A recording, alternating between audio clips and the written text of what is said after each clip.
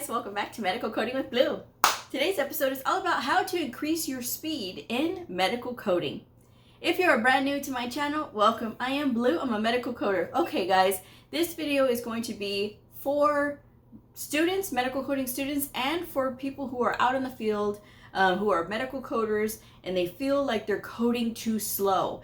Maybe they are working with an encoder and they're just not picking up speed fast enough. How do you look through these notes? How do we know what to pick up? All of these things come into play. But the thing that I say to people is that a lot of times people are just looking to start at the deep end of the pool. You have to learn the basic fundamentals of coding in order to get to that speed part.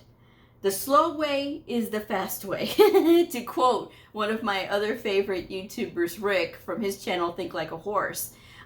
He talks about learning the slow way. The slow way is the fast way. And I completely agree with that statement. Because a lot of times people will either be rushing through these fast-paced medical coding programs, and then they get out into the real world. They were never really taught how to look at the books and how to look at these notes and how to locate the codes, and they just are just thrown in and they just struggle to get through their productivity and things like that. So hopefully my advice today will kind of help you to look at that. But what I am going to tell you is you got to go back to the basics. You have to know those coding guidelines.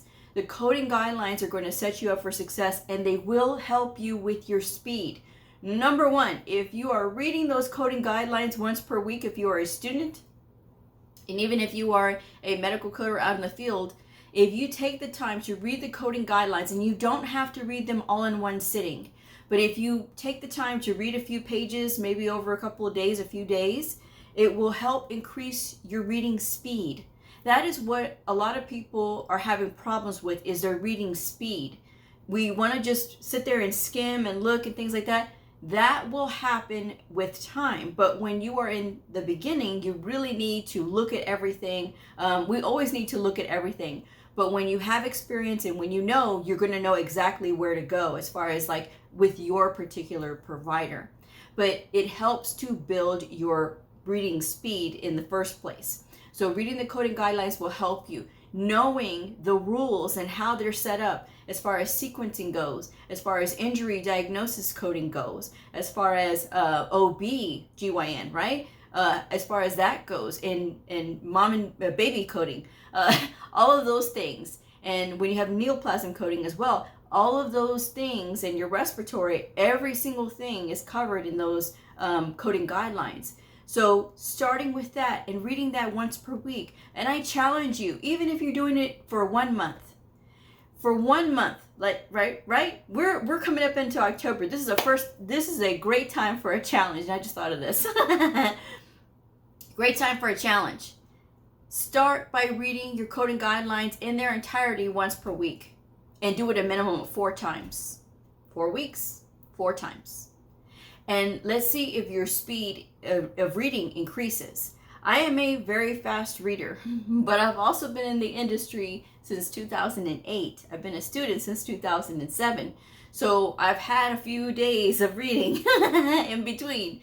So it helps, again, when you start to read. And starting with reading those coding guidelines is going to help you. That's probably going to be the thing that you may not like the most, but it's going to help you the most. Because it's going to get you into that frame of mind of, okay, we need to take in all of these words and we need to understand what this means, and it's going to help us to become a faster reader so that we can comprehend this stuff.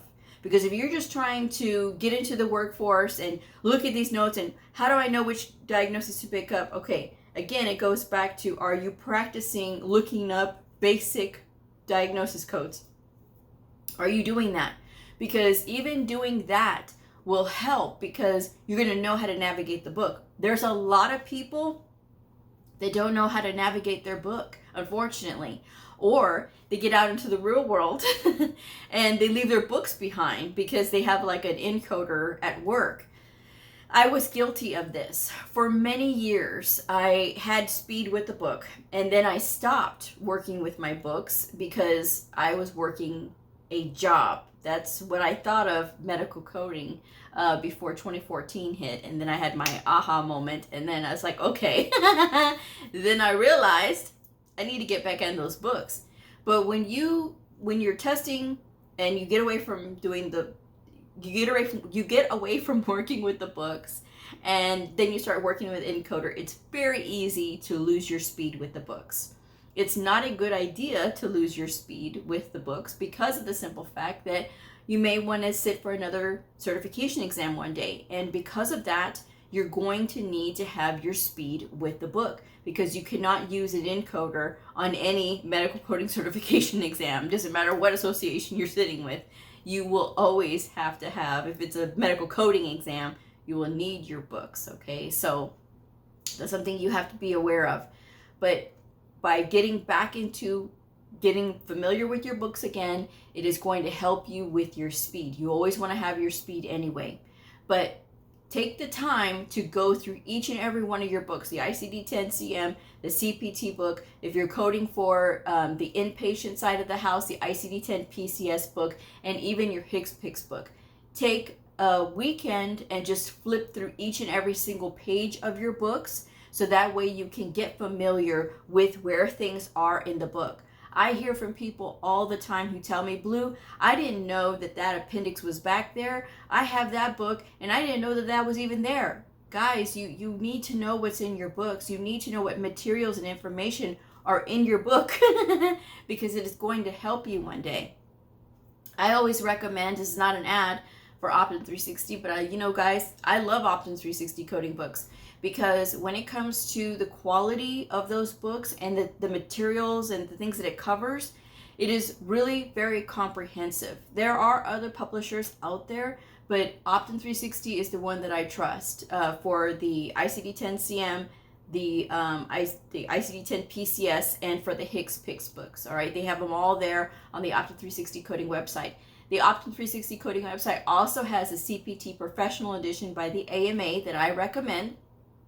And of course, we have to have that for any medical coding certification exam that you are taking, whether it's with AHIMA or AAPC. You do need the AMA Professional Edition CPT manual. So taking the time to look through those books and get familiar with them. And if you say, well, Blue, my employer doesn't pay for books, so I don't have books. Well, if you don't get books from your employer, you can always find them for cheap. If you look on just different websites, you can check Amazon out. You can look at Optum360 Coding that always has their books on sale. Okay, now I will say this about Optum360.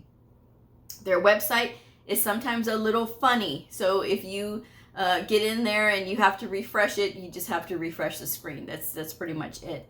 But you can go there, check it out, and you will see that they have the books on sale. Please don't write me and tell me that they're not on sale, because yes, they are. Okay. But you're going to look for best deals. All right. But anyway, when you're looking through these books and you're going through them, you can take the time to look at what they have to offer. Optum360 for their ICD-10-CM book. I use the expert for physicians. You can use the expert for hospitals as well, but the one that I trust and I love is the one expert for physicians. And it does have scenarios at the beginning of every chapter for the ICD-10-CM book. And it has scenarios on, like, this is a scenario, the patient, has this condition and has this condition, what would you code? And then it gives you the rationale. I recommend going through that ICD-10-CM book and working through those scenarios and look up those codes, cover up the answers, and so that way you can see if your answers are matching the book's answers. And if they are, then you're on the right track, okay? So that's a good way to practice, because that's already available in the ICD-10-CM book. When I was sitting for the CCS exam, I have no inpatient medical coding experience, but I wanted to pass that exam.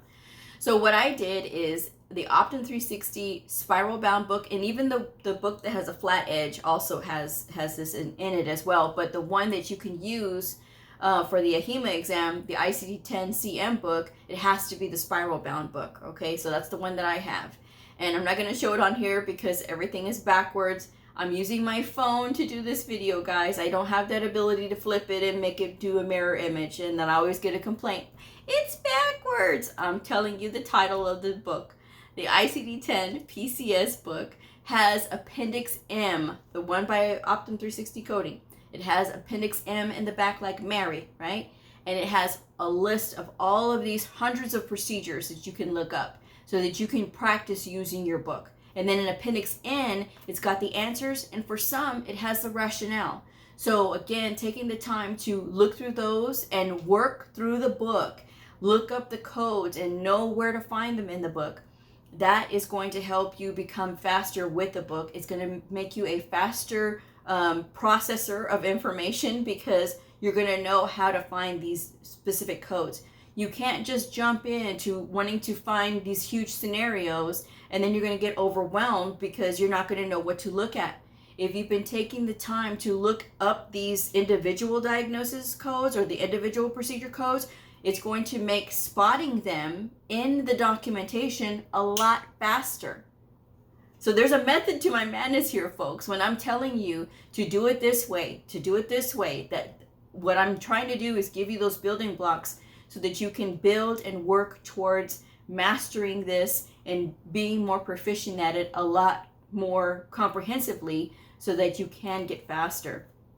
On my Patreon channel, I do 10 question coding quizzes, sort of set up the same way. So that way you can just work through your book and work through and look and see if you can find the code, and then I'll give the answers, at a later date. That's how I work my Patreon channel, because I post exercises like that, 10 question coding quizzes, because it's good to have those, because it's just enough to keep you busy, but then you can also see like how fast are you going. Are you going at a good speed? Looking up to these 10, how long is it taking you? Can you get faster? And once you start practicing, you will get faster. But that's the only way you're going to increase your speed, is by taking the time to practice. And if you're interested in joining my Patreon channel, the link will be in the description box below. I do have, in addition to the quizzes that I post, I do a once a month live Zoom. It is a study hall. So if you have a question about any of the exercises, or maybe you are studying in your program and you're kind of stuck on a question, you can bring it there and you can meet the other people that are there in the study hall, and we just chit chat for a little over an hour. And I think it's a great way to kind of bring people together, and it's at 3 p.m.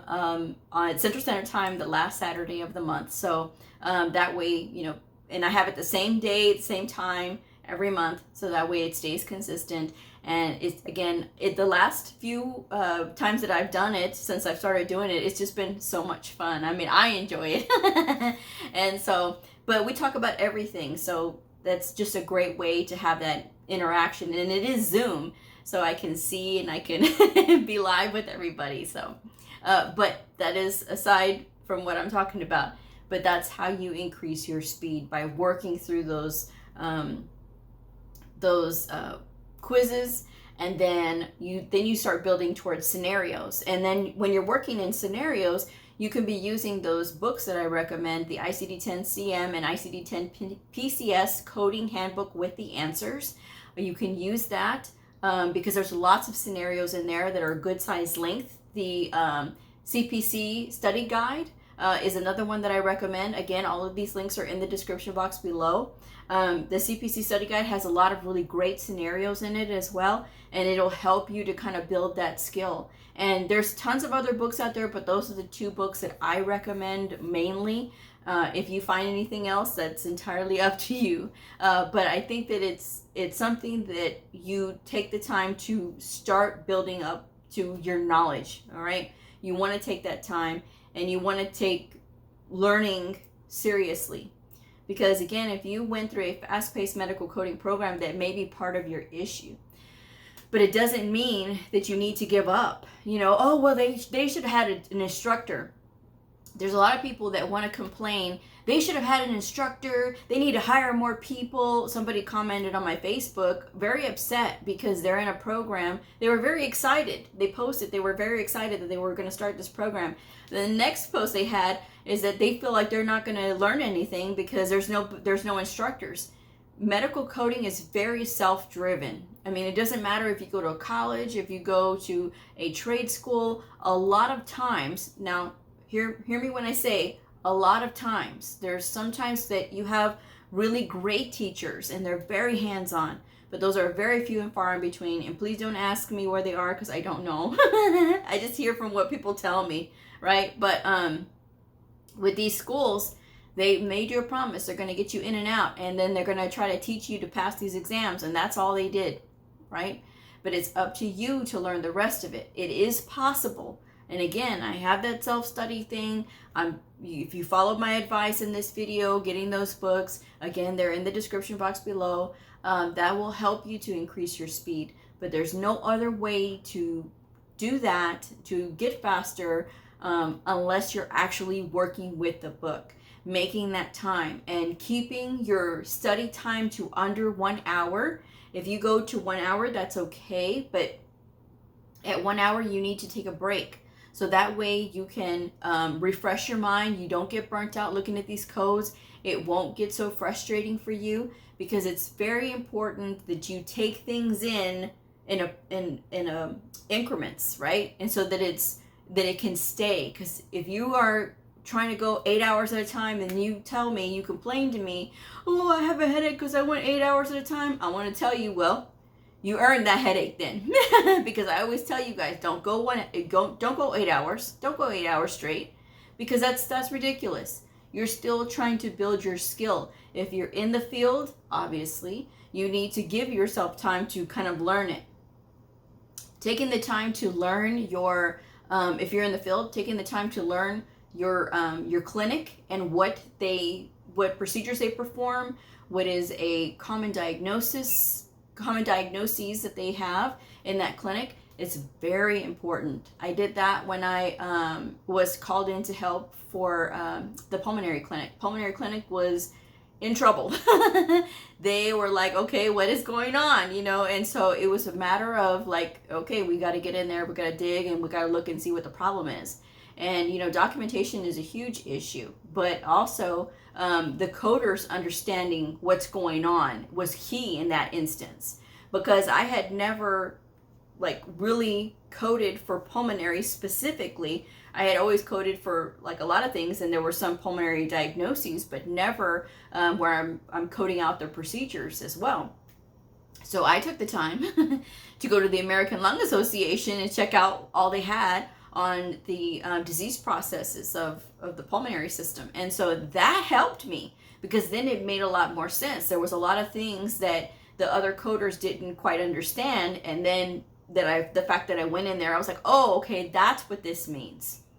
So it is about doing your research, and research will make you faster. Again, the slow way is the fast way. That way you can build your skill. But these things, again, they come with time. And taking the time to go through your books, even though you're a coder out there in the world, and going over those workbooks again and again, it can keep you grounded in the fact that you'll know how to book code. Because there's a danger that happens when you get out into the real world and you have been coding at a facility for a long time, and then maybe you decide to leave and go to another place. And then you as the coder, you kind of fall back into old habits. This is how we did it over at my other facility, which every medical coder hates to hear, along with, why do I have to document that? Why do we have to document all of these details? We need to have specific information. So that's why. But there's nothing worse than when you're in a facility and you hear from a new medical coder, oh, well, we did this over at my other facility, and it's wrong. It's wrong for that facility, because certain facilities have their own rules and they do things differently based on like information that they need or whatever. And another facility may not do that, or another facility may use another insurance or accept another insurance, and so they only use a certain set of codes. So it really all depends on what the situation is. But you never want to get into that, oh, I've been here, and so I have all of these habits from my old facility and none from, like, okay, just being a general medical coder. Okay, this is why I try to keep myself as centered as I possibly can when it comes to knowing the coding rules, because it's not just knowing the rules for my facility, but it's also knowing the rules for, in general, the coding guidelines and such, because I have an audience on YouTube that does not work at the same place that I work. So I have to be able to say things, okay, this is what the book says, and this is the rules for here, and this is what this says, and that kind of thing. So it's very important to keep yourself as educated as you possibly can. So at least that's just my advice anyway.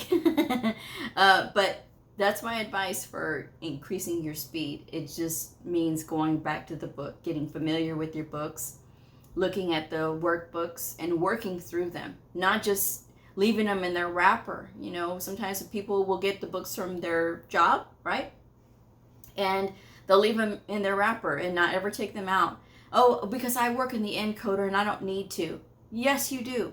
Yes, you do. Because even if you are working in a facility and say you got great speed, what happens one day if you need to provide education to a provider? Right? If you need to provide education to a provider, then you're going to need to have all of your backup with you. And these books, trust me, I know, because I've had them bail me out so many times. I've had where providers didn't believe me when I'm talking about a procedure, and they're like, no, it's 2 different procedures, and I have to show them in the book it is not 2 different procedures. So again, having a good relationship with these books goes a long way. And you may not like them. You may say, oh, these books are so heavy, Blue, and I don't like them, and I don't like lugging them around. It's not for you to complain about that, guys. These books are always going to be big, and they're always going to be heavy, and they're always going to be bulky, because it has to have every single diagnosis known to man, okay? It's got to have every single one. And not only that, it's got to have every single procedure available known to man. It's got to have all of these things. That's why these books are so big the way they are. But you know, you can always get a roller bag if you need to transport them around. It doesn't hurt you to be able to have them with you, okay? Books are your friend. That's all I'm gonna say. So I'm gonna go ahead and wrap this one up. If you've been studying, if you want to take part in this challenge of reading your coding guidelines 4 times for the month of October, that means you have read them every single week, then that's going to be great, guys. It's going to make you stronger. And then see where you are at the end of the month. See how much faster you're going to be, because that's what it takes. It's just like exercise. You got to start doing that. So that's going to be my challenge to you all for the month of October. Read your coding guidelines once per week. See if you can accomplish this 4 times. See if you can do it. I just want to see. So leave a blue heart if you're doing that. Leave a blue heart if you're studying. And if this video helped you, I hope you will like it, subscribe, and share. And I will see y'all next time. Bye.